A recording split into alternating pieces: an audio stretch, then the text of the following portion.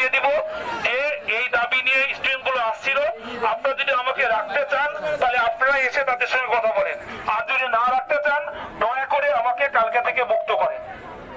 উনি এই কথা বলার জন্য আসতেছে, ওনার সঙ্গে তোমরা কথা বলবা। তোমরা যে দাবিটা আছে এই দাবিটাও আমি তার সঙ্গে কথা বললাম, সে বললো যে আমিও জানি যে এই দাবি প্রত্যাহার, এই দাবির জন্য সে কি করবে, হেডকোয়ার্টারে অবশ্যই তোমাদের আজকের এই ব্যাপারগুলো সবই জানাবে। জানানোর পরে হেডকোয়ার্টার যে পদক্ষেপগুলো নিবে, হেডকোয়ার্টার হয়তো দেখা যাচ্ছে যে কালকেও নিতে পারে, পরশু নিতে পারে, 1 মাস 2 মাস দেরি হতে পারে, কারণ এখন বর্তমান প্রেক্ষাপট তোমরা খুব ভালো করেই জানো।